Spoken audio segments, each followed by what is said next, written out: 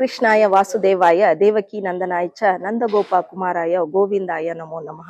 ಒಡವಿಗೊಡೆಯನಾದ ಕೃಷ್ಣನ ಪಾದ ಕಮಲಗಳಿಗೆ ಭಕ್ತಿಪೂರ್ವಕವಾದಂತಹ ಪ್ರಣಾಮಗಳನ್ನ ಸಲ್ಲಿಸ್ತಾ ಚತುರ್ಥ ಪರ್ಯಾಯವನ್ನ ಸುವರ್ಣ ಪರ್ಯಾಯ ಗೀತ ಪರ್ಯಾಯ ಅಂತ ಯಶಸ್ವಿಯಾಗಿ ಪೂರೈಸಿ ಭಕ್ತರ ಮನಗಳಲ್ಲಿ ವಿಶೇಷವಾದ ಸ್ಥಾನವನ್ನ ಪಡೆದು ಗೌರವಕ್ಕೆ ಭಕ್ತಿಯನ್ನ ಹೆಚ್ಚಿಸುವಲ್ಲಿ ಪಾತ್ರರಾದಂತಹ ಚತುರ್ಥ ಪರ್ಯಾಯವನ್ನ ಪೂರೈಸಿದಂತಹ ಪುತ್ತಿಗೆಯ ಹಿರಿಯ ಶ್ರೀಗಳಾದಂತಹ ಪರಮ ಪೂಜ್ಯ ಶ್ರೀ ಶ್ರೀ ಸುಗುಣೇಂದ್ರ ತೀರ್ಥ ಶ್ರೀಪಾದರು ಇಂದು ನಮ್ಮ ಜೊತೆಗೆ ಇರುವುದು ನಿಮ್ಮೆಲ್ಲರ ಸೌಭಾಗ್ಯ ಅಂತ ಭಾವಿಸ್ತಾ ಅವರ ಪರ್ಯಾಯದ ಒಂದಷ್ಟು ವಿಚಾರವನ್ನ ನಿಮ್ಮ ಜೊತೆಗೆ ಹಂಚಿಕೊಳ್ಳುವಂತಹ ಒಂದು ಸಣ್ಣ ಪ್ರಯತ್ನವನ್ನ ಮಾಡ್ತಾ ಇದ್ದಾರೆ. ಪ್ರಥಮವಾಗಿ ಪರಮ ಪೂಜ್ಯ ಶ್ರೀಗಳವರ ಪಾದಾರವಿಂದಗಳಿಗೆ ಸಾಷ್ಟಾಂಗ ಪ್ರಣಾಮಗಳನ್ನ ಸಲ್ಲಿಸ್ತಾ ಇದ್ದೇನೆ. ವಿಶ್ವಗೀತ ಪರ್ಯಾಯ ಅಂತ ಹೇಳಿದ್ರೆ ಅದು ಎಲ್ಲರಲ್ಲಿಯೂ ಸಹ ಮನೆ ಮಾತಾಗಿರೋದು, ಎಲ್ಲರಿಗೂ ಸಹ ಚಿರಪರಿಚಿತ. ಅಂತ ಹೇಳಿದ್ರೆ ಮನೆಯಲ್ಲಿ ನಮ್ಗೆ ಯಾವೆಲ್ಲ ವಿಚಾರಗಳು ನಮ್ಮ ಜೀವನದಲ್ಲಿ ಆಗು ಹೋಗು ಆಗಿರ್ತದೆ, ಪರ್ಯಾಯ ಕೂಡ ಹಾಗೆ ಆಗಿ ಹೋಗಿದೆ. ಅದು ಕೇವಲ ಉಡುಪಿಯವರಿಗೆ ಮಾತ್ರ ಅಲ್ಲ, ಅಥವಾ ಭಾರತದವರಿಗೆ ಮಾತ್ರ ಅಲ್ಲ, ವಿದೇಶಿಗರಿಗೂ ಕೂಡ ಅದು ಗಮನವನ್ನ ಸೆಳೆದಂತಹ ಪರ್ಯಾಯ. ಆ ಪರ್ಯಾಯವನ್ನ ಸಂಪೂರ್ಣವಾಗಿ ಪೂರೈಸಿ ಪರ್ಯಾಯ ಮುಗ್ದಿದೆ. ಆ ಒಂದು 2 ವರ್ಷದ ಕೃಷ್ಣನ ಪೂಜಾ ಕೈಂಕರ್ಯ ಆಗಿರ್ಬಹುದು, ಅಥವಾ ತಾವು ಕೈಗೊಂಡಂತಹ ಸಂಕಲ್ಪ ಆಗಿರ್ಬಹುದು, ಅದೆಲ್ಲವನ್ನ ಪೂರೈಸಿದ್ರ ಅನುಭವವನ್ನ ನಮ್ಮ ಭಕ್ತರ ಜೊತೆಗೆ ಹಂಚಿಕೊಳ್ಬಹುದಾ ಅಂತ. ವಿಶ್ವಗೀತ ಪರ್ಯಾಯ ಅದು ಕೃಷ್ಣನೇ ನಡೆಸಿದ ಪರ್ಯಾಯ, ಕೃಷ್ಣನ ಅನುಗ್ರಹದಿಂದ ಒಂದು ನಡೆದ ಪರ್ಯಾಯ. ಶಾಸ್ತ್ರದಲ್ಲಿ ಹೇಳ್ತಾರೆ, ನಾವು ಪ್ರಯತ್ನವನ್ನು ಮಾಡಿದರೆ, ಪ್ರಾಮಾಣಿಕವಾದ ಪ್ರಯತ್ನವನ್ನು ಮಾಡಿದರೆ ಭಗವಂತ ಅಲ್ಲಿ ಅನುಗ್ರಹ ಮಾಡಿಯೇ ಮಾಡ್ತಾನೆ. ಆ ದೃಷ್ಟಿಯಲ್ಲಿ ನಾವು ಈ ಬಾರಿಯ ಪರ್ಯಾಯವನ್ನು ಅತ್ಯಂತ ಒಂದು ಅರ್ಥಪೂರ್ಣವಾಗಿ ಮಾಡಬೇಕು. ಕೃಷ್ಣನ ಪೂಜೆ ಅಂತೇಳಿ ಹೇಳಿದ್ರೆ ಯಾರೋ ಕೆಲವು ವ್ಯಕ್ತಿಗಳಿಗೆ ಸಂಬಂಧಪಟ್ಟಂತಹ ವಿಚಾರ ಆಗಬಾರದು. ವಿಶ್ವೇಶ ಕೃಷ್ಣನಿಗೆ ವಿಶ್ವಾದ್ಯಂತ ಇರತಕ್ಕಂತಹ ಎಲ್ಲ ಭಕ್ತರು ಕೂಡ ತಮ್ಮ ಭಕ್ತಿಯನ್ನು ಸಮರ್ಪಣೆ ಮಾಡಬೇಕು. ಹಾಗೆ ಪರ್ಯಾಯ ಎಂಬುದು ಉಡುಪಿಯಲ್ಲಿ ಮಾತ್ರ ಅಲ್ಲ, ಇಡೀ ಜಗತ್ತಿನಲ್ಲಿ ಅದರ ಸ್ಪಂದಿಸಬೇಕು. ಈ ದೃಷ್ಟಿಯಲ್ಲಿ ನಾವು ಈ ವಿಶ್ವಗೀತಾ ಪರ್ಯಾಯದ ಕನಸನ್ನು ಕಂಡಿದ್ದೆವು.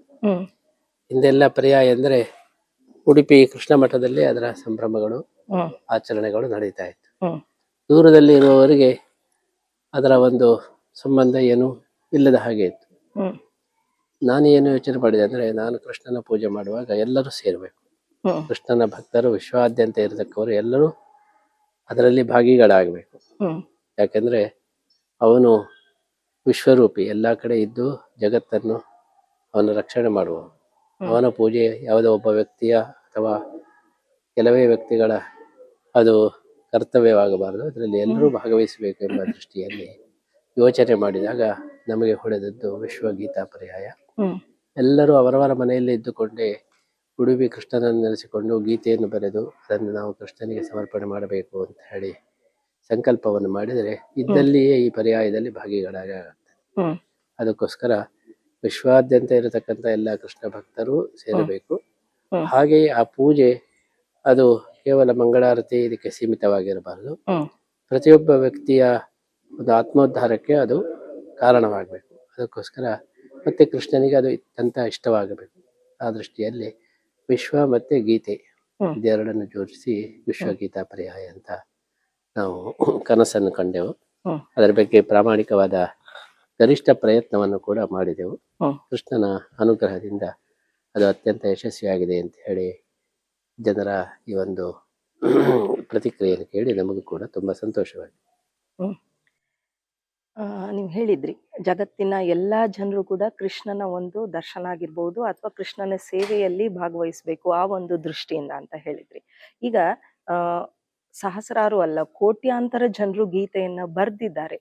ಆದ್ರೆ ನಮ್ಗೇನು ಅಂತ ಹೇಳಿದ್ರೆ, ಬರ್ದಾಗ ಆದಂತ ಅನುಭವಗಳು ನಮ್ಗೆ ಗೊತ್ತಾದಾಗ ನಾವು ಕೂಡ ಬರಿಬೇಕು ಅನ್ನೋ ಒಂದು ಆಸಕ್ತಿ ಜಾಸ್ತಿ ಆಗ್ತದೆ. ಯಾಕೆ ಹೇಳಿದ್ರೆ ನೀವು ಆ ಒಂದು ಸಂಕಲ್ಪವನ್ನ ಮಾಡಿದಾಗ ಅದನ್ನ ಬರೆದು ಅವರ ಜೀವನದಲ್ಲಿ ಆದಂತಹ ಬದಲಾವಣೆ ಆಗಿರ್ಬೋದು ಅಥವಾ ವಿಶಿಷ್ಟವಾದ ಅನುಭವ ಆಗಿರ್ಬೋದು. ಅಂತ ಹೇಳಿದ್ರೆ ಈಗ ಕೆಲವ್ರು ಹೇಳ್ತಾರೆ ತಂದೆಯವರು, ನಮ್ಮ ಮಕ್ಕಳು ಓದುದ್ರಲ್ಲಿ ಹಿಂದಿದ್ದಾರೆ, ಏಕಾಗ್ರತೆ ಇಲ್ಲ ಅಂತ ಆಗಿರ್ಬೋದು.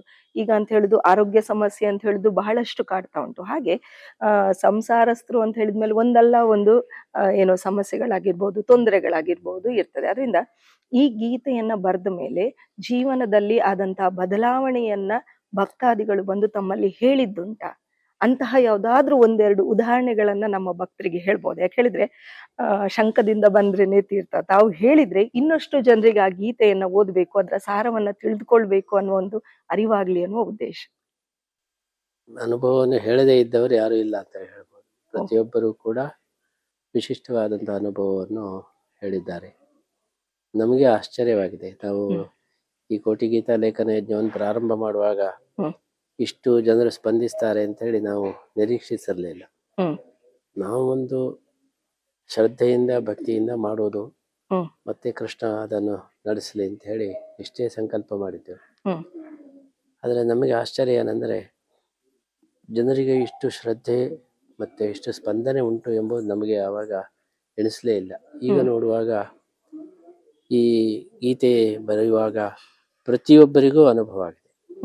ಎಲ್ಲರಿಗೂ ಆದ ಒಂದು ಸಮಾನ ಅನುಭವ ಏನಂದ್ರೆ ಮನಃಶಾಂತಿ. ಗೀತೆ ಬರೆದ ಮೇಲೆ ಮನಸ್ಸು ಬಹಳ ಎಲ್ಲರೂ ಹೇಳ್ತಕ್ಕಂಥ ಸಮಾನ ಅನುಭವ, ಮಾನಸಿಕವಾದಂತಹ ತುಮುಲಗಳೆಲ್ಲ ಕಡಿಮೆ ಆಗಿದೆ. ಮನಸ್ಸಿಗೆ ಒಂದು ಪ್ರಶಾಂತ ಸ್ಥಿತಿಗೆ ಬಂದಿದ್ದೇವೆ. ಇನ್ನು ಪ್ರತಿಯೊಬ್ಬರಿಗೂ ಕೂಡ ಅವರು ಏನು ಸಂಕಲ್ಪ ಮಾಡಿದ್ದಾರೆ ಅದೆಲ್ಲ ಆಗಿದೆ. ಅವರಿಗೆ ಮದುವೆ ಆಗದೇ ಇದ್ದವರಿಗೆ ಮದುವೆ ಆಗಿದೆ, ಮಕ್ಕಳಾಗದೇ ಇದ್ದವರಿಗೆ ಮಕ್ಕಳಾಗಿದೆ. ಇವತ್ತು ಗೀತೇಶ ಅಂತ ಹೆಸರಿನಲ್ಲಿ ಅನೇಕ ಮಕ್ಕಳಿದ್ದಾರೆ.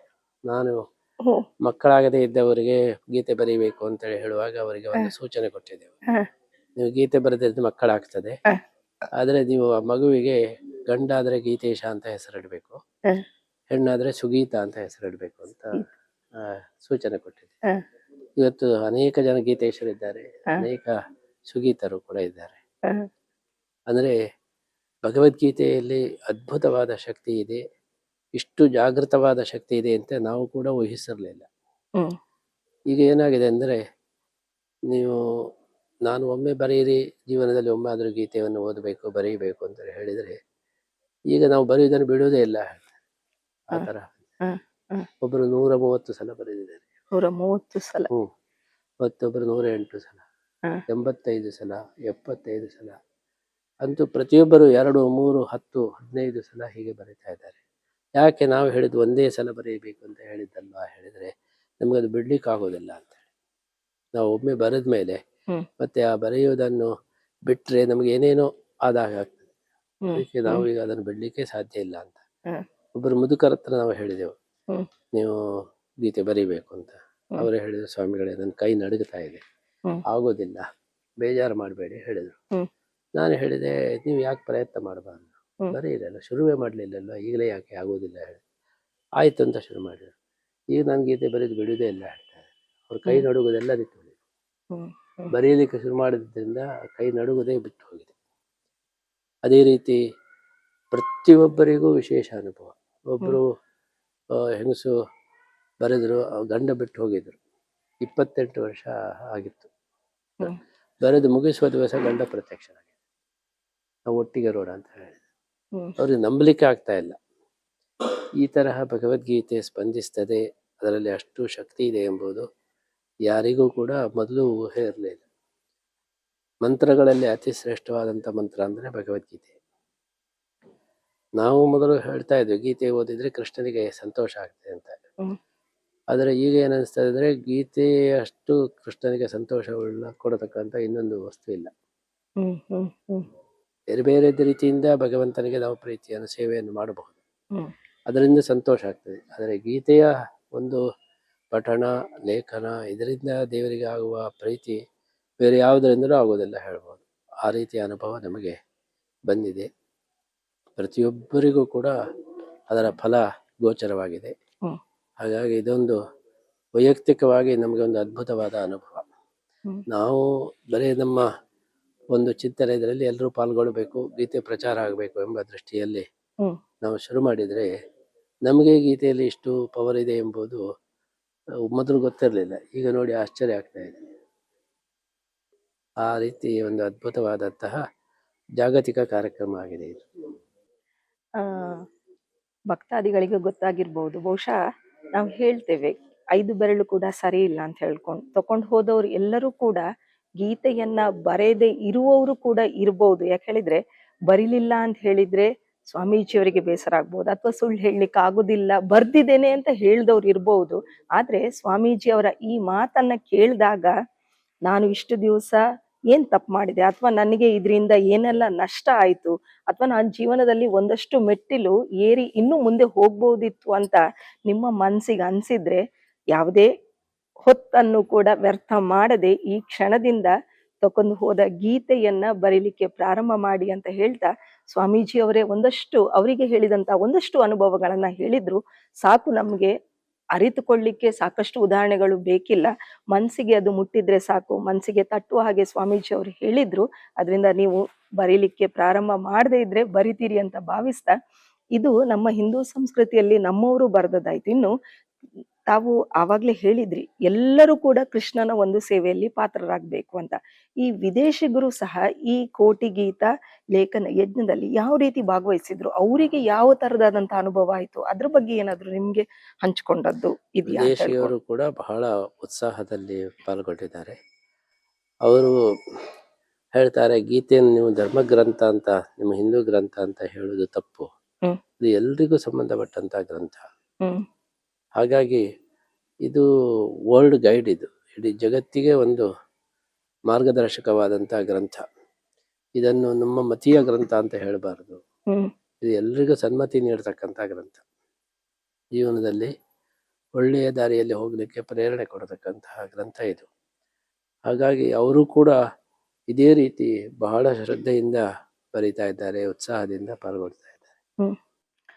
ಯಾಕಂತ ಹೇಳಿದ್ರೆ ಒಂದಷ್ಟು ಜನರ ಜ್ಞಾನ ಸಂದೇಶವನ್ನ ತಾವು ಆಯೋಜಿಸಿದ ಸಂದರ್ಭದಲ್ಲಿ ಗುರುರಾಜ್ ಕರ್ಜಿಗಿ ಅವರು ಸಹ ಈ ಮಾತನ್ನ ಉಲ್ಲೇಖಿಸಿದ್ರು. ಯಾಕಂದ್ರೆ ಒಂದು ಕೊರಿಯಾದ ಹುಡುಗಿ ಅವರು ಹೇಳುವಾಗ ಗೀತೆಯ ಬಗ್ಗೆ ಅವರು ಒಂದು ಆದಂತ ಪುಟ್ಟದಾದಂತ ಟಿಪ್ಪಣಿಯನ್ನ ಬರೆದುಕೊಳ್ತಿದ್ರು. ಅದು ಕೇಳಿದಾಗ ಅರ್ಜುನನಿಗೆ ಆ ತರದ ಸಮಸ್ಯೆಗಳು ದ್ವಂದ್ವತೆಗಳು ಬಂದಾಗ ಕೃಷ್ಣ ಪರಿಹರಿಸಿದಾಗೆ ನನ್ನಲ್ಲಿರುವ ದ್ವಂದ್ವಕ್ಕೂ ಕೂಡ ಈಗ ಏನು ಭಗವದ್ಗೀತೆಯ ತಮ್ಮ ಪ್ರವಚನವನ್ನ ಅಥವಾ ಅದ್ರ ಬಗ್ಗೆ ನೀವು ಹೇಳಿದಾಗ ನನಗೆ ಅದರಿಂದ ದಾರಿ ಸಿಕ್ಕಿದೆ ಅಂತ ಹೇಳಿದ್ದ, ಇದನ್ನು ಕೂಡ ಅವರು ಹೇಳಿದಂತ ಮಾತುಗಳನ್ನ ಕೇಳಿದಂತ ನೆನಪು ಭಕ್ತರಿಗೂ ಕೂಡ ಇರಬಹುದು ಅಂತ ಭಾವಿಸ್ತಾ, ಇನ್ನು ಸಹ ಗೀತೆ ಬರೀಲಿಕ್ಕೆ ಕಾಲ ಮೀರ್ಲಿಲ್ಲ, ಇನ್ನು ಕೂಡ ಬರೀರಿ, ಜೀವನದಲ್ಲಿ ಒಂದಷ್ಟು ಬೆಳಕು ಸಹ ಮೂಡ್ಲಿ ಅಂತ ಹೇಳ್ತಾ, ಇನ್ನು ಗೀತಾ ಪರ್ಯಾಯದ ಜೊತೆಗೆ ಪುತ್ತಿಗೆ ಪರ್ಯಾಯವನ್ನ ಸುವರ್ಣ ಪರ್ಯಾಯ ಅಂತ ಕೂಡ ಕರೀತಾರೆ.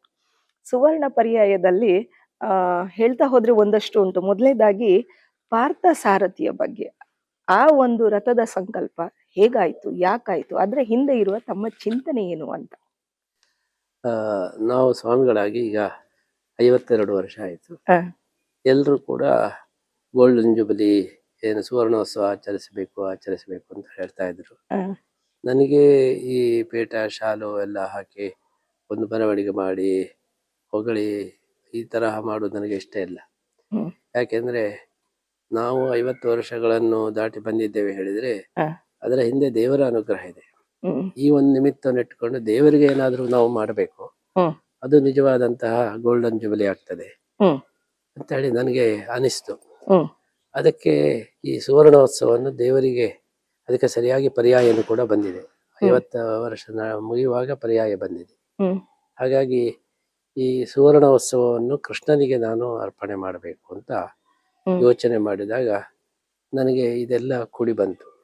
ಬಂಗಾರದ ಈ ಒಂದು ಏನು ಸೇವೆ ಮಾಡಬಹುದು, ಅದು ಒಳ್ಳೆಯದು ಅಂತ ಕೂಡಿ ಬಂತು. ಅದಕ್ಕೋಸ್ಕರ ಕೃಷ್ಣನಿಗೆ ಒಂದು ರಥ ಕೊಡಬೇಕು, ಪಾರ್ಥ ಸಾರಥಿ ಸುವರ್ಣ ರಥ ಕೊಡಬೇಕು. 2 ಯೋಚನೆಗಳು ಒಟ್ಟಾಯ್ತು. ಒಂದು 50 ವರ್ಷಗಳ ಈ ಒಂದು ಸಂದರ್ಭದಲ್ಲಿ ದೇವರಿಗೆ ಏನಾದರೂ ಸುವರ್ಣ ಉತ್ಸವವನ್ನು ಮಾಡಬೇಕು ಅಂತ, ಮತ್ತೊಂದು ಕೋಟಿ ಗೀತಾ ಲೇಖನ ಯಜ್ಞ. ಅದು ಒಂದು ಕೇವಲ ಒಂದು ಪ್ರೋಗ್ರಾಮ್ ಆಗಿ 1, 2 ವರ್ಷ 3 ವರ್ಷದಲ್ಲಿ ಮುಗಿದು ಹೋಯ್ತು ಅಂತೇಳಿ ಆಗಬಾರದು. ಅದರ ಒಂದು ಸ್ಮರಣಿಕೆಯಾಗಿ ಒಂದು ಶಾಶ್ವತವಾಗಿ ಕೃಷ್ಣನಿಗೆ ಏನಾದರೂ ಕೊಡಬೇಕು. ಈ 2 ಚಿಂತನೆಯ ಒಂದು ಫಲವಾಗಿ ಪಾರ್ಥ ಸಾರಥಿ ಸುವರ್ಣ ರಥ ಅಂತ ಹೇಳಿ ನಾವು ಕಲ್ಪನೆಯನ್ನು ಮಾಡಿದೆವು. ಕೃಷ್ಣನಿಗೆ ಇಷ್ಟವಾದಂತಹ ಒಂದು ರಥವೂ ಆಗಬೇಕು, ಅದು ಗೀತೋಪದೇಶದ ಹಿನ್ನೆಲೆಯಲ್ಲಿ ಇರಬೇಕು.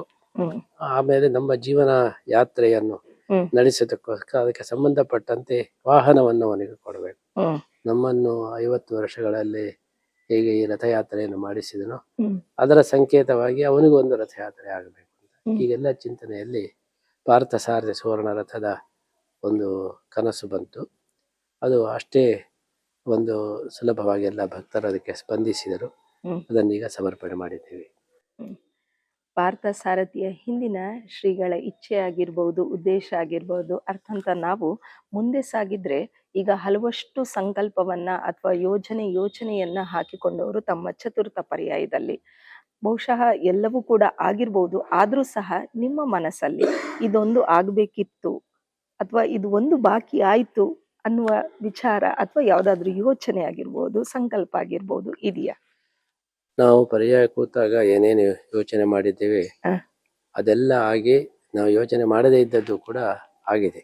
ಹ್ಮ್ ಹ್ಮ್ ನಾವು ಪರ್ಯಾಯ ಕೂತಾಗ ಏನು ಸಂಕಲ್ಪ ಮಾಡಲಿಲ್ಲವೋ ಅದು ಕೂಡ ಆಗಿ ಹೋಗಿದೆ. ಹ.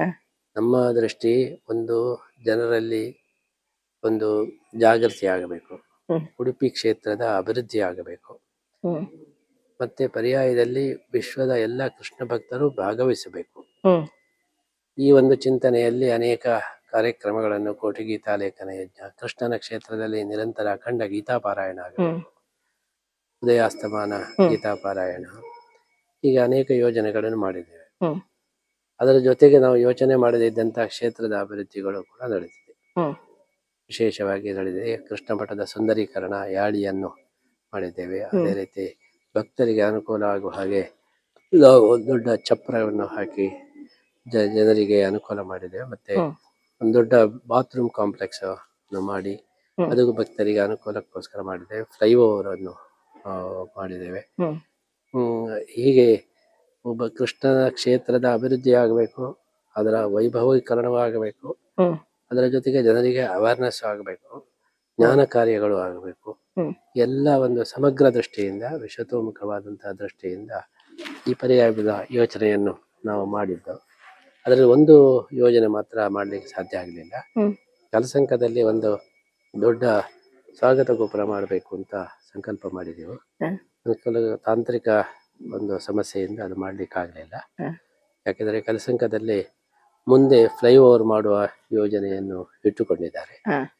ಆ ರೀತಿ ಫ್ಲೈಓವರ್ ಮಾಡಲಿಕ್ಕೆ ಜಾಗವನ್ನು ಅಕ್ವೈರ್ ಮಾಡ್ತಾರೆ. ಹಾಗೆ ಜಾಗವನ್ನು ಅಕ್ವೈರ್ ಮಾಡಿದಾಗ ನಾವು ಸ್ವಾಗತ ಗೋಪುರ ಮಾಡಿದರೆ ಅದೊಂದು ಮೂಲೆಗೆ ಸಲ್ತದೆ. ಮತ್ತೊಂದು ಏನಂದ್ರೆ ಆ ಸ್ವಾಗತ ಗೋಪುರವನ್ನು ತೆಗೆಯುವ ಪ್ರಸಂಗನೂ ಬರ್ತದೆ. ಟ್ರಾಫಿಕ್ ಜಾಸ್ತಿ ಆಗ್ತಾ ಇದೆ, ಫ್ಲೈಓವರ್ ಮಾಡಲೇಬೇಕಾಗ್ತದೆ. ಅದಕ್ಕೆ ಅವರು ಹೇಳಿದ್ದೀವಿ, ಇವತ್ತು ಮಾಡಿದ್ರೆ ಒಂದು 2-3 ವರ್ಷದಲ್ಲಿ ಅದನ್ನು ತೆಗಿಬೇಕಾಗ್ತದೆ. ಅದು ನಮಗೆ ಇಷ್ಟ ಆಗಲಿಲ್ಲ. ಅದಕ್ಕೋಸ್ಕರ ಫ್ಲೈಓವರ್ ಮಾಡಿದ ಮೇಲೆ ಅದನ್ನು ಮಾಡೋಣ, ನಾವು ಒಮ್ಮೆ ಮಾಡಿದ್ದನ್ನು ಮತ್ತೆ ತೆಗೆಯುವುದು ಸರಿಯಾಗುವುದಿಲ್ಲ. ಕಿನ್ನಿ ಮುಲ್ಕಿಯಲ್ಲಿ ಹಾಗೆ ಆಯ್ತು. ಕಿನ್ನಿ ಮುಲ್ಕಿಯಲ್ಲಿ ನಾವು 30 ವರ್ಷದ ಹಿಂದೆ ಸ್ವಾಗತ ಗೋಪುರ ಮಾಡಿದೆವು.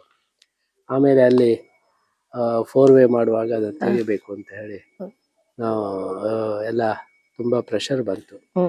VS ಆಚಾರ್ಯ ಮತ್ತೆ ಆಸ್ಕರ್ ಫರ್ನಾಂಡಿಸ್ ಅವರನ್ನು ನಾವು ಹೇಳಿದ್ದು, ಅದು ಯಾವುದೇ ಕಾರಣಕ್ಕೂ ತೆಗೆಯಬಾರದು, ನಿಮ್ಮ ಪ್ಲಾನನ್ನೇ ಬೇಕಾದರೆ ಚೇಂಜ್ ಮಾಡಿ, ಆ ಸ್ವಾಗತ ಗೋಪುರವನ್ನು ತೆಗೆಯಬಾರದು ಅಂತ ತುಂಬ ಪ್ರಯತ್ನ ಮಾಡಿದ ಮೇಲೆ ಮತ್ತೆ ಅದು ಉಳಿದಿದೆ.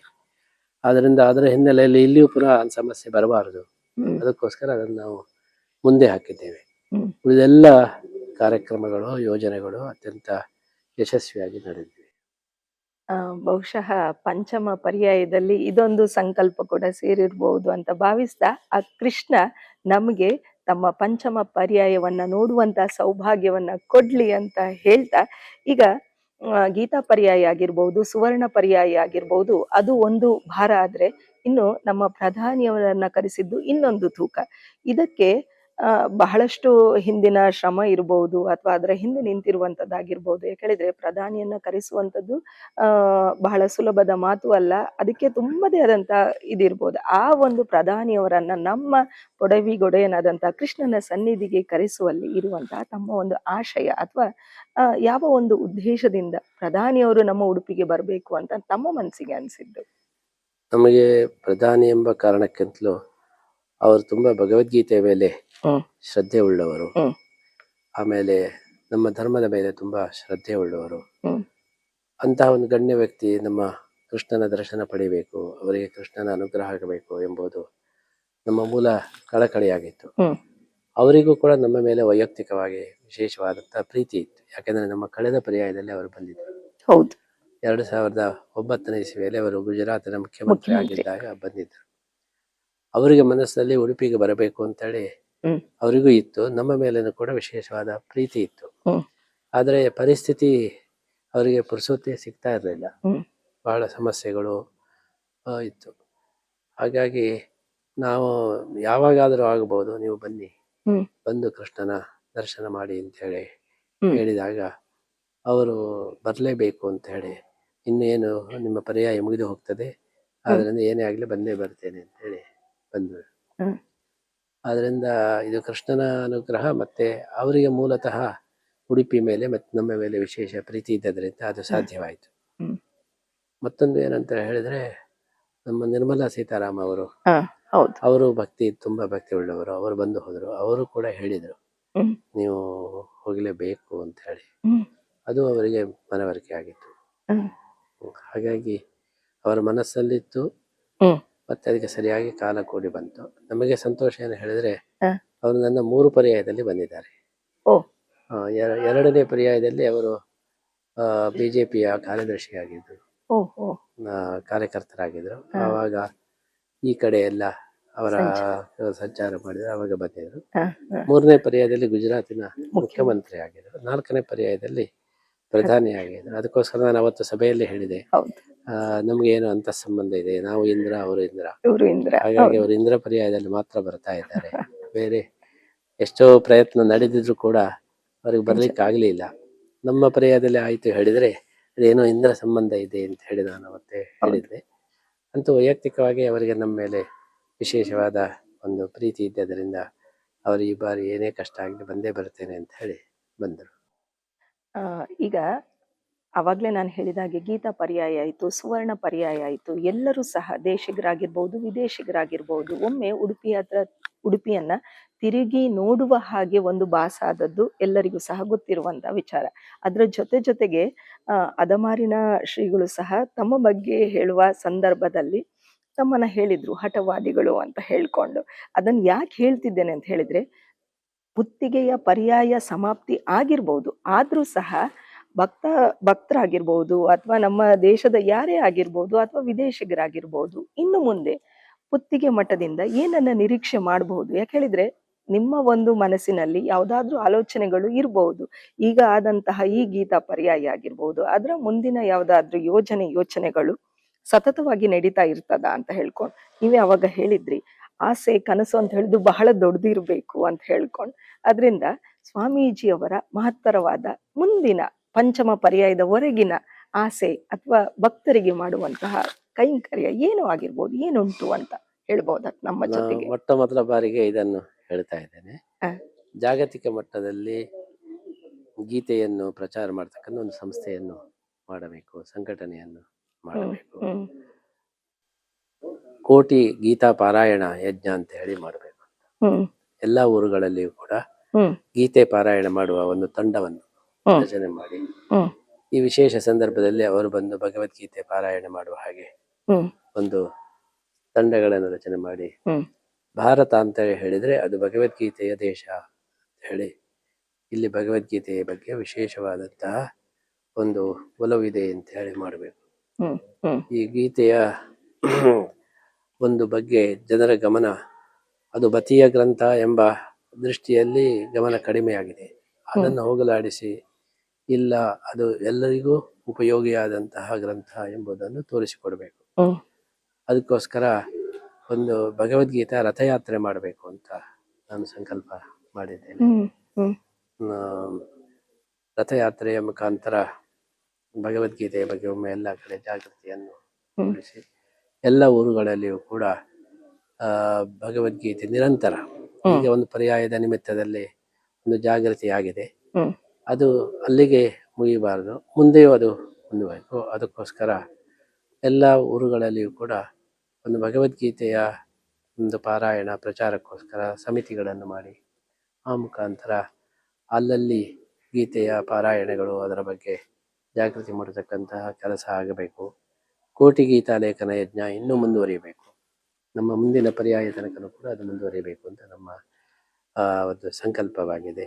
ಯಾಕಂದ್ರೆ ಜನಗಳಿಗೆ ಅಷ್ಟು ಶ್ರದ್ಧೆ ಇರುವಾಗ ನಾವು ಮುಗಿಯಿತು ಇನ್ನು ಬೇಡ ಅಂತ ಹೇಳಿದರೆ ಅದು ತಪ್ಪಾಗ್ತದೆ. ಅದಕ್ಕೋಸ್ಕರ ಜನರ ಶ್ರದ್ಧೆಯನ್ನು ನೋಡಿ ಎಲ್ಲರೂ ಇನ್ನೂ ಬರೀರಿ, ಏನದರಲ್ಲಿ ದೋಷ ಏನೂ ಇಲ್ಲ, ಅದನ್ನು ಇನ್ನು ಮುಂದುವರಿಸಬೇಕು ಅಂತ ಹೇಳಿ ನಾವು ಸಂಕಲ್ಪ ಮಾಡಿದ್ದೇವೆ. ಹಾಗೆ ಗೀತಾ ಮಂದಿರದಲ್ಲಿ ಉಡುಪಿಯಲ್ಲಿ ಅಖಂಡ ಗೀತಾ ಪಾರಾಯಣ 2 ವರ್ಷ ಅಂತ ನಾವು ಸಂಕಲ್ಪ ಮಾಡಿದ್ದು.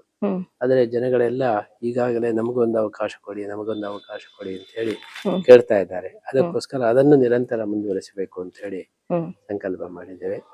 ಅಂತೂ ಭಗವದ್ಗೀತೆಯನ್ನು ಪ್ರಚಾರ ಮಾಡುವುದೇ ನಮ್ಮ ಜೀವನದ ಮುಖ್ಯ ಉದ್ದೇಶ.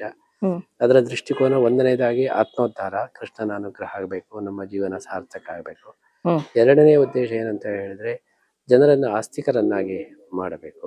ಇವತ್ತು ಮಾಡರ್ನ್ ಎಜುಕೇಶನ್ ನಿಂದ ಆಗುವ ಒಂದು ಸೈಡ್ ಎಫೆಕ್ಟ್ ಏನಂದ್ರೆ ಆ ಎಜುಕೇಶನ್ ನಿಂದ ಜನಗಳೆಲ್ಲ ನಾಸ್ತಿಕತೆಯ ಕಡೆಗೆ ವಾಲ್ತಾ ಇದ್ದಾರೆ. ಅದಾಗಬಾರದು, ಅವರಲ್ಲಿ ಆಸ್ತಿಕತೆ ಇರಬೇಕು. ಮತ್ತೊಂದು ಏನಂದ್ರೆ ಜಗತ್ತಿನ ಎಲ್ಲಾ ಸಮಸ್ಯೆಗಳಿಗೂ ಕೂಡ ಪರಿಹಾರ ಭಗವದ್ಗೀತೆಯಲ್ಲಿದೆ. ನಾವು ಪರಿಹಾರ ನಮ್ಮ ಕೈಯಲ್ಲಿ ಇರುವಾಗ ನಾವು ಅದನ್ನು ಬಿಟ್ಟು ನಾವು ಬೇರೆ ಅದರಲ್ಲಿ ಸಮಸ್ಯೆಯಲ್ಲಿ ಮುಳುಗೋದ್ರಲ್ಲಿ ಅರ್ಥ ಇಲ್ಲ. ಪ್ರತಿಯೊಬ್ಬರಿಗೂ ಕೂಡ ವೈಯಕ್ತಿಕ ಸಮಸ್ಯೆ ಇರ್ಬೋದು, ಸಾಂಸಾರಿಕ ಸಮಸ್ಯೆ ಇರ್ಬೋದು, ಸಾಮಾಜಿಕ ಸಮಸ್ಯೆ ಇರ್ಬೋದು, ಅಥವಾ ಜಾಗತಿಕ ಸಮಸ್ಯೆ ಇರಬಹುದು. ಕೃಷ್ಣನ ಮಾರ್ಗದರ್ಶನವನ್ನು ನಾವು ಅನುಸರಿಸಿದರೆ ಅದನ್ನೆಲ್ಲ ನಾವು ಪರಿಹರಿಸಬಹುದು. ಭಗವದ್ಗೀತೆಯ ಮುಖ್ಯ ಸಂದೇಶ ಏನು ಹೇಳಿದ್ರೆ ವಿನ್ ವಿನ್. ಕೃಷ್ಣ ಹೇಳ್ತಾನೆ, ನನ್ನ ಮಾರ್ಗದಲ್ಲಿ ಹೋದ್ರೆ ನೀವು ಏನಾದರೂ ನೀವೇ ಜಯಿಸು. ಹತೋವಾ ಪ್ರಾಪ್ಸಸಿ ಸ್ವರ್ಗಂ ಜಿತ್ವಾವ ಭಕ್ಷಸೆ ಮೈ. ಅರ್ಜುನನಿಗೆ ಕೃಷ್ಣ ಹೇಳಿದ್ದೇನೆಂದ್ರೆ, ಯುದ್ಧ ಮಾಡು, ಒಂದು ವೇಳೆ ನೀನೇ ಸತ್ತು ಹೋದಿ ವೀರ ಸ್ವರ್ಗ, ಜಯಿಸಿದ್ದಿ ರಾಜ್ಯ, ಎರಡೂ ಪಕ್ಷದಲ್ಲಿ ಕೂಡ ನೀನೇ ಗೆಲ್ಲೋದು. ಬಿಟ್ಟು ಹೋದರೆ ಅಪವಾದ, ಅವಮಾನ, ಅದೇ ರೀತಿ ಮುಂದಿನ ಪರಲೋಕದಲ್ಲಿ ಅದರಿಂದ ಧರ್ಮ ಬಿಟ್ಟದ್ದಕ್ಕೆ ನಿನಗೆ ನರಕಾದ್ಯನರ್ಥ. ಆದ್ದರಿಂದ ಸತ್ರು ಪರವಾಗಿಲ್ಲ. ಹಾಗೆ ಈ ಒಂದು ಮಾರ್ಗದರ್ಶನ ಏನಿದೆ ಇದು ಜನರಿಗೆ ತಲುಪಿದರೆ ಅವಾಗ ಎಲ್ಲ ಸಮಸ್ಯೆಗಳಿಂದಲೂ ಕೂಡ ಅವರು ಹೊರಗೆ ಬರಬಹುದು. ನಾವು ಯಾವುದೇ ಸಮಸ್ಯೆಯ ಪರಿಹಾರವನ್ನು ನೋಡುವಾಗ ವಿನ್ ವಿನ್ ನಲ್ಲಿ ಹೋಗ್ಬೇಕು, ಒಂದ್ ಸೈಡಿಗೆ ಹೋಗಬಾರದು. ನಾವು ಜಯಿಸ್ಬೇಕು, ಅವರು ಜಯಿಸ್ಬೇಕು. ಅದು ಕೃಷ್ಣನ ಮಾರ್ಗದರ್ಶನ. ಇಂತಹ ಉತ್ತಮ ಮಾರ್ಗದರ್ಶನ ನಮ್ಮ ಕೈಯಲ್ಲಿ ಇರುವಾಗ ಅದು ಜನರಿಗೆ ಸಿಗದೆ ಅವರು ಕಷ್ಟಪಡ್ತಾ ಇದ್ದಾರೆ. ಎಲ್ಲ ಸಮಸ್ಯೆಗಳು ಕೂಡ ಇವತ್ತು ಕೃಷ್ಣ ಹೇಳೋದೇನೆಂದ್ರೆ, ಮೊದಲು ಈಗೋ ಬಿಡು ಅಂತ ಹೇಳು. ನಾನು ದೇವರು ದೊಡ್ಡವರು, ನಾವು ಚಿಕ್ಕವರು ಅಂತ ತಿಳ್ಕೊಳ್ಳೋದು. ಎಲ್ಲ ಸಮಸ್ಯೆಗಳ ಮೂಲ ಇರೋದೇ ಯುಗದಲ್ಲಿ. ಅದು ಎಷ್ಟೋ ಜನರಿಗೆ ಗೊತ್ತಿಲ್ಲ. ಅದನ್ನು ನಾವು ತಿಳಿಯಪಡಿಸಿದರೆ ತನ್ನಿಂದ ತಾನೇ ಎಲ್ಲರ ಸಮಸ್ಯೆ ಪರಿಹಾರ ಆಗ್ತದೆ.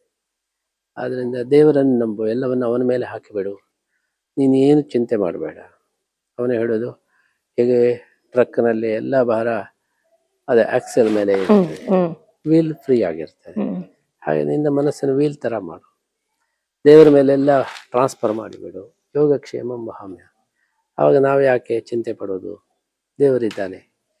ಈ ಎಲ್ಲ ಒಂದು ಸಂದೇಶ ಏನಿದೆ ಇದನ್ನು ಜನರಿಗೆ ತಲುಪಿಸಿದರೆ ಅವರೆಲ್ಲ ಸಮಸ್ಯೆಗಳು ಪರಿಹಾರ ಆಗ್ತದೆ, ಮನಸ್ಸಿಗೆ ಶಾಂತಿ ಬರ್ತದೆ, ಅವರ ಆತ್ಮೋದ್ಧಾರ ಆಗ್ತದೆ. ಇದಕ್ಕಿಂತ ಒಳ್ಳೆಯ ಕೆಲಸ ಬೇರೆ ಯಾವುದೂ ಇಲ್ಲ. ಆ ದೃಷ್ಟಿಯಲ್ಲಿ ನಾವು ಭಗವದ್ಗೀತೆ ಸಾಮಾಜಿಕ ಏಕತೆಯನ್ನು ಕೂಡ, ಈಗ ಏನಂದ್ರೆ ಮುಖ್ಯವಾಗಿ ಹಿಂದೂಗಳಲ್ಲಿ ನಮ್ಮ ಧರ್ಮಗ್ರಂಥ ಯಾವುದು ಎಂಬುದೇ ಎಷ್ಟೋ ಜನರಿಗೂ ಗೊತ್ತಿಲ್ಲ. ಮಕ್ಕಳಿಗೆ ಭಗವದ್ಗೀತೆ ಅಂದ್ರೆ ಏನು ಅಂತ ಹೇಳಿ ಗೊತ್ತಿಲ್ಲ. ಒಂದು ಮಗು ಕೇಳಿತ್ತು ನನ್ನ ಹತ್ರ, ನಾನು ಚಿತ್ರಗೀತೆ ಕೇಳಿದ್ದೇನೆ, ಭಾವಗೀತೆ ಕೇಳಿದ್ದೇನೆ, ಇದೊಂದು ಯಾವುದು ಭಗವದ್ಗೀತೆ ನಾನು ಕೇಳಲಿಲ್ಲ ಅಂತ ಹೇಳಿದೆ. ಅಂದ್ರೆ ಭಗವದ್ಗೀತೆಯ ಬಗ್ಗೆ ಎಷ್ಟು ಅಜ್ಞಾನ ಇದೆ. ಅದು ಆದ್ರಿಂದ ನಮ್ಮಲ್ಲಿ ಏನಂದ್ರೆ ಸ್ವಾಭಿಮಾನ ಇಲ್ಲ, ಅದರ ಬಗ್ಗೆ ಜಾಗೃತಿ ಇಲ್ಲ. ಆ ಸಮಸ್ಯೆಗೂ ಕೂಡ ಪರಿಹಾರ ಭಗವದ್ಗೀತೆ ಪ್ರಚಾರ. ಅದಕ್ಕೋಸ್ಕರ ನಮ್ಮ ಮುಖ್ಯ ಉದ್ದೇಶ ಇಡೀ ಜಗತ್ತಿನಲ್ಲಿ ಭಗವದ್ಗೀತೆ ಅದು ನಂಬರ್ 1 ಗ್ರಂಥ.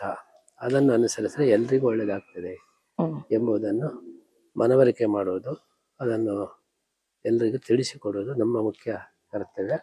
ಒಬ್ಬ ಪೀಠಾಧಿಪತಿಯಾಗಿ, ಒಬ್ಬ ಸನ್ಯಾಸಿಯಾಗಿ ಅದು ನಾವು ಮಾಡತಕ್ಕಂಥ ಸ್ವಧರ್ಮವೂ ಹೌದು. ಅದಕ್ಕೋಸ್ಕರ ನಾವು ಅದನ್ನು ಆಯ್ಕೆ ಮಾಡಿಕೊಂಡಿದ್ದೇವೆ. ಅದನ್ನು ನಮಗೆ ಎಷ್ಟು ಸಾಧ್ಯವೋ ಅಷ್ಟು ನಾವು ಅದನ್ನು ಮಾಡ್ತೇವೆ. ನಾವು ಆಡು ಭಾಷೆಯಲ್ಲಿ ಹೇಳ್ತೇವೆ, ಕೈಯಲ್ಲಿ ಬೆಣ್ಣೆಯನ್ನ ಹಿಡ್ಕೊಂಡು ತುಪ್ಪಕ್ಕಾಗಿ ಊರೆಲ್ಲ ಅಲೆದಾಡಿದ್ವಿ ಅಂತ ಹೇಳ್ಕೊಂಡು. ನಮ್ಮ ಒಳಗೆ ನಡೆಯುವಂತಹ ಕದನ ಆಗಿರ್ಬೋದು, ಅಥವಾ ನಮ್ಮ ಸಂಸಾರದಲ್ಲಾಗಿರ್ಬೋದು, ನಮ್ಮ ಸುತ್ತಮುತ್ತ ಆಗಿರ್ಬೋದು, ನಡೆಯುವಂತಹ ಎಲ್ಲ ಸಂಗ್ರಾಮಗಳಿಗೂ ಸಹ ನಮ್ಮ ಮನೆಯ ದೇವರ ಕೋಣೆಯಲ್ಲಿ ಪೂಜಿಸಲ್ಪಡುವಂತಹ ಭಗವದ್ಗೀತೆಯಲ್ಲಿಯೇ ಎಲ್ಲಾ ಪರಿಹಾರಗಳು ಉಂಟು ಅನ್ನೋದನ್ನ ಮರೆತು ಆ ಪರಿಹಾರಕ್ಕಾಗಿ ಎಲ್ಲೆಲ್ಲಾ ಸುತ್ತಾ ಇದ್ದೇವೆ. ತಾವು ಬಹಳ ಸೂಕ್ಷ್ಮವಾಗಿ ನಮ್ಗೆ ಬೆಳಕನ್ನ ಹೊತ್ತಿಸಿದಿರಿ. ಪರ್ಯಾಯದ ಒಂದು ಅವಧಿಯಲ್ಲಿ 2 ವರ್ಷದಲ್ಲಿ ಆ ದೀಪ ಅಂತ ಹೇಳುದು ಸೂರ್ಯನಂತೆ ಪ್ರಜ್ವಲಿಸಿ ಪ್ರಪಂಚದ ಎಲ್ಲ ಸಮಸ್ಯೆಗಳಿಗೂ ಕೂಡ ಪರಿಹಾರ ಆಗ್ಲಿ. ಭಗವದ್ಗೀತೆ ಅಂತ ಹೇಳುದು ಎಲ್ಲರೂ ಕೂಡ ಒಪ್ಪಿ ಅಪ್ಪಿ ಅವರ ಜೀವನವನ್ನ ಸಾರ್ಥಕಪಡಿಸಿಕೊಳ್ಳಿ ಅಂತ ಭಾವಿಸ್ತಾ, ಈಗ 2 ವರ್ಷ ಕೃಷ್ಣನ ಪೂಜೆ ಆಗಿರ್ಬೋದು, ಅಲಂಕಾರ ಆಗಿರ್ಬೋದು, ಅವನ ಸೇವೆ ಆಗಿರ್ಬೋದು, ಅಥವಾ ಅಲ್ಲಿ ನಡೆದಂತಹ ಸಂತರ ಒಂದು ಸಂದೇಶ ಆಗಿರ್ಬೋದು, ಎಲ್ಲ ಸಾಂಸ್ಕೃತಿಕ ಕಾರ್ಯಕ್ರಮ, ಧಾರ್ಮಿಕ ಆಗಿರ್ಬೋದು, ಇದೆಲ್ಲವೂ ಸಹ ಯಶಸ್ವಿಯಾಗಿ 2 ವರ್ಷ ಆಗಿದೆ. ತಮಗೆ ಈ 2 ವರ್ಷದ ಪರ್ಯಾಯ ಅಂತ ಹೇಳುದು ಸಂತೃಪ್ತ ಭಾವವನ್ನ ತಂದಿದ್ಯಾ, ಅಥವಾ ಇನ್ನೇನೋ ಒಂಚೂರು ಮಾಡ್ಬೇಕಿತ್ತು ಕೃಷ್ಣಂಗೆ, ಅಥವಾ ಇನ್ನೇನೋ ಆಗ್ಬೇಕಿತ್ತು ಅನ್ನೋದು ಎಲ್ಲಾದ್ರೂ ಮನ್ಸಲ್ಲಿದ್ಯಾ? ನಾವು ನಿರೀಕ್ಷೆ ಮಾಡದೇ ಇದ್ದಷ್ಟು ಆಗಿದೆ.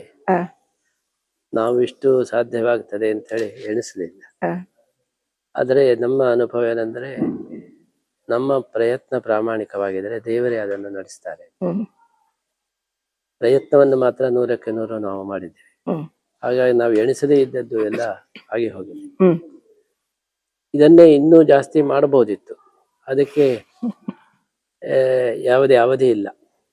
ಒಳ್ಳೆಯದನ್ನು ನಾವು ಎಷ್ಟು ಜಾಸ್ತಿಯೂ ಮಾಡಲಿಕ್ಕೆ ಸಾಧ್ಯ ಇದೆ. ನಮಗೆ ವಿದೇಶದಿಂದ ತುಂಬಾ ಜನರನ್ನು ಕರೆಸಬೇಕು ಅಂತ ತುಳಸಿ ಗಬಾರ್ಡ್ ಅಂತ ಹೇಳಿದ್ದಾರೆ. ಅವರು ಅಮೆರಿಕದ್ದು ಡಿಫೆನ್ಸ್ ಇದರಲ್ಲಿ ಇದ್ದಾರೆ, ಮಿನಿಸ್ಟರ್ ತರ ಇದ್ದಾರೆ. ದೊಡ್ಡ ಕೃಷ್ಣ ಭಕ್ತರು. ಅವರನ್ನು ಕರೆಸಬೇಕು ಅಂತ ಅವರು ಅಪೇಕ್ಷೆ ಪಟ್ಟಿದ್ರು. ಅದು ಸಾಧ್ಯವಾಗಲಿಲ್ಲ. ಯಾಕೆಂತ ಹೇಳಿದ್ರೆ ಅಮೆರಿಕ ಮತ್ತೆ ಭಾರತದ ಸಂಬಂಧ ಅದು ಹಳಸಿದ್ರಿಂದ ಅವರ ಆಗಮನ ಆಗಲಿಲ್ಲ. ಆಸ್ಟ್ರೇಲಿಯಾದಲ್ಲಿ ಕೆಲವರೆಲ್ಲ ಭಕ್ತರಿದ್ರು, ದೊಡ್ಡ ಮಿನಿಸ್ಟರ್ಗಳು ಇದ್ರು, ಅವರನ್ನು ತರಿಸ್ಲಿಕ್ಕೆ ಆಗಲಿಲ್ಲ. ಆಮೇಲೆ ದುಬೈಯ ಒಬ್ಬ ದೊಡ್ಡ ಮಿನಿಸ್ಟರ್ ದಶಾನ್ ಅಂತ ಹೇಳಿ, ದುಬೈ ಮತ್ತೆ ಅಬುದಾಬಿಯ ಕಿಂಗ್, ಅವರು ನಮ್ಮ ಮೇಲೆ ವಿಶೇಷ ಪ್ರೀತಿ ಇಟ್ಟಿದ್ದಾರೆ. ಅವರನ್ನು ನಾವು ಆಮಂತ್ರಿಸಿದ್ದೇವೆ. ಆದರೆ ಅದಕ್ಕೆ ಬೇಕಾದ ಸಹಕಾರಗಳು ಸರ್ಕಾರದಿಂದ ಇತ್ಯಾದಿ ಎಲ್ಲ ಬೇಕು. ಅದು ತುಂಬಾ ಕ್ಲಿಷ್ಟವಾದಂತಹ, ಅದು ಸಾಧ್ಯವಾಗಲಿಲ್ಲ. ಇನ್ನು ಇಂಗ್ಲೆಂಡ್ನಿಂದ ಕರೆಸಬೇಕು ಅಂತ ಹೇಳಿದ್ದಾರೆ. ನಮ್ಮ ಅನೇಕ ಗಣ್ಯರನ್ನು ಕರೆಸಬೇಕು ಅಂತ ದಲೈ ಲಾಮರವರನ್ನು ಕರೆದಿದ್ದೆವು, ಅದು ಆಗಲಿಲ್ಲ. ಹೀಗಾಗಿ ಕೆಲವು ನಾವು ಯೋಚನೆ ಮಾಡಿದ್ದು ಆಗಲಿಲ್ಲ. ಅದಕ್ಕೆ ಬೇಕಾದಂತಹ ಒಂದು ಪೂರ್ವ ಸಿದ್ಧತೆಗಳು ಅಥವಾ ನಮಗೆ ಸಮಯಾವಕಾಶ ಇರಲಿಲ್ಲ. ಪರ್ಯಾಯದಲ್ಲಿ ನಮ್ಮ ದೊಡ್ಡ ಸಮಸ್ಯೆ ಏನಂತ ಹೇಳಿದ್ರೆ, ಒಂದು 5 ನಿಮಿಷನೂ ನಮಗೆ ಪುರುಸುತ್ತಿಲ್ಲ, ಆ ತರ ಆಯ್ತು. ದಿವಸಕ್ಕೆ 3 ಗಂಟೆ ಮಲಗ್ತಾ ಇದ್ವಿ. ರಾತ್ರಿ ಮಲಗುವಾಗ 12-12:30 ಆಗ್ತಾ ಇತ್ತು. ಬೆಳಿಗ್ಗೆ 3-3:30 4 ಗಂಟೆ ಒಳಗೆ ಹೇಳ್ಬೇಕು. ಒಂದು ದಿವಸನೂ ಇದಕ್ಕೆ ವಿರಾಮ ಇಲ್ಲ. ಈ ಕೋಟಿ ಗೀತಾ ಲೇಖನ ಯಜ್ಞದ ಒಂದು ಯೋಜನೆಯಿಂದಾಗಿ ತುಂಬಾ ಜನ ಭಕ್ತರು ಬಂದುಬಿಟ್ರು.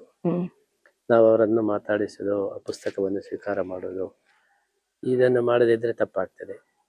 ಹಾಗೆ ಯಾವಾಗಲೂ ಕೂಡ ಜನರಿಂದ ಮುತ್ತು ಹಾಕ್ತಾ ಇದ್ರು.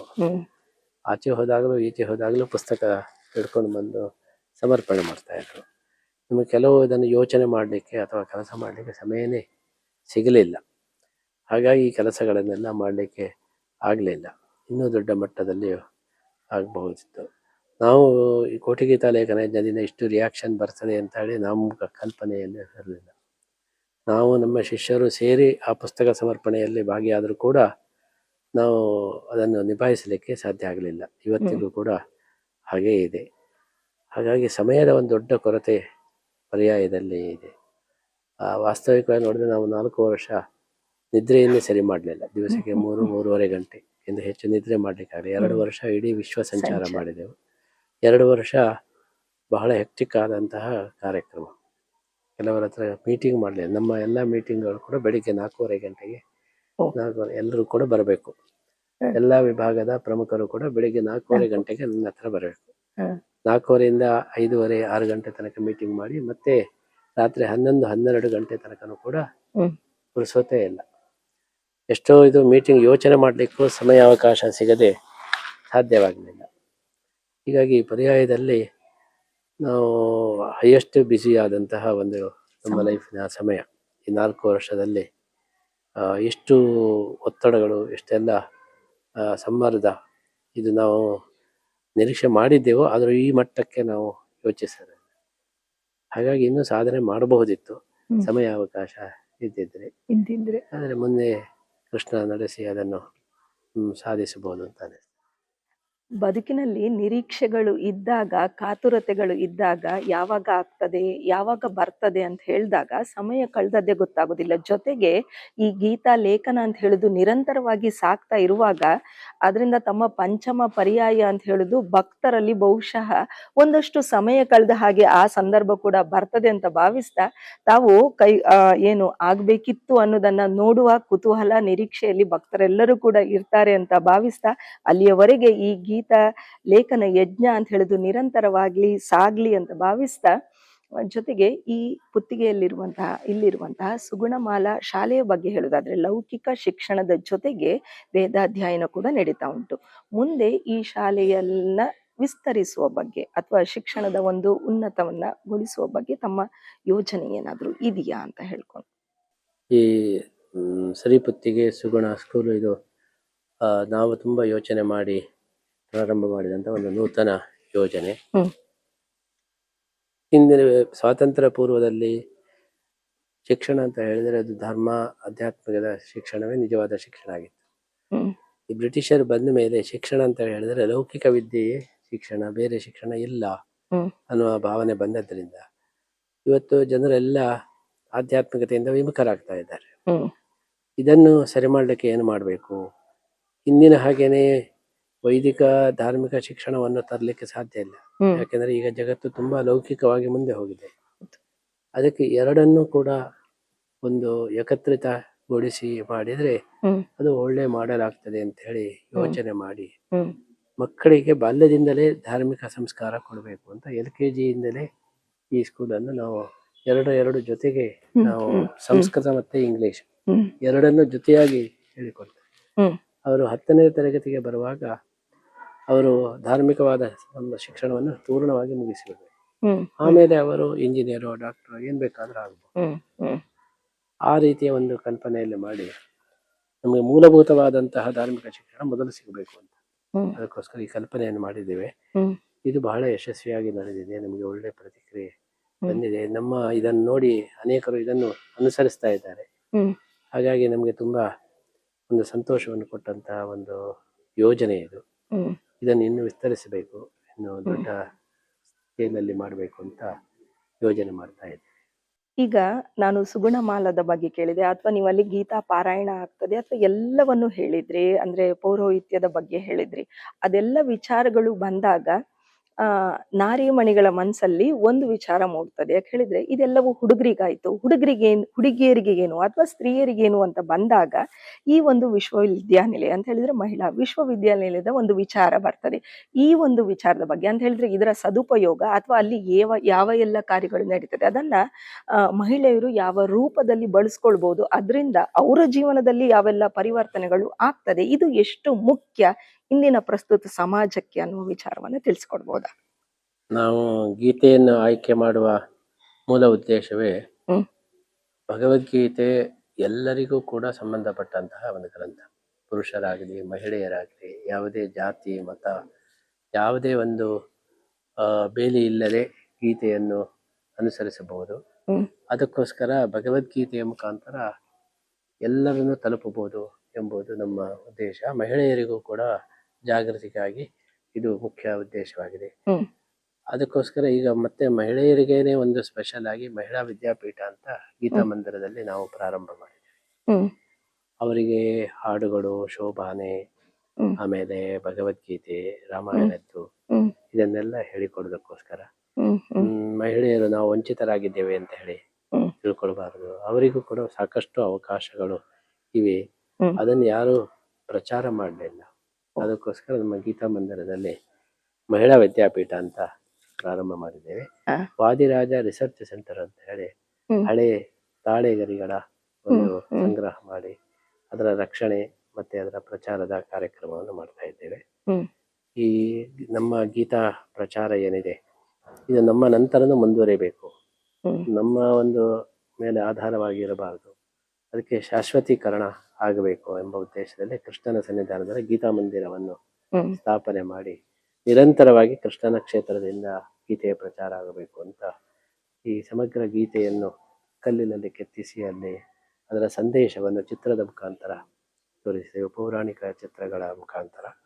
ಹಾಗೆ ಕೃಷ್ಣನ ವಿಶ್ವರೂಪವನ್ನು ಅದರ ಒಂದು ಕಲ್ಪನೆ ಬರುವ ಹಾಗೆ ಒಂದು ಪ್ಲಾನೆಟೋರಿಯಂ ಕೂಡ ನಾವಲ್ಲಿ ಮಾಡಿದ್ದೇವೆ. ಹೀಗೆ ಭಗವದ್ಗೀತೆಯ ಪ್ರಚಾರ ಅದು ಯಾವುದೇ ಒಂದು ಜಾತಿ ಮತ ಲಿಂಗ ಇದರ ಒಂದು ಬ್ಯಾರಿಕೇಡ್ ಇಲ್ಲದೆ ಅದು ಆಗಬೇಕು, ಮತ್ತೆ ಅದು ನಿರಂತರ ಆಗಬೇಕು. ಇದಕ್ಕೋಸ್ಕರ ಕೃಷ್ಣನ ಕ್ಷೇತ್ರದಲ್ಲಿ ಗೀತಾ ಮಂದಿರ ನಾವು ಸ್ಥಾಪನೆ ಮಾಡಿದ್ದು. ಬಂದಂತ ಯಾತ್ರಿಕರಿಗೆ ಕೃಷ್ಣನ ದರ್ಶನ ಆದ್ಮೇಲೆ ಇನ್ನು ಉಡುಪಿಯಲ್ಲಿ ಏನಿಲ್ಲ ಅಂತೇಳಿ ಆಗಬಾರ್ದು.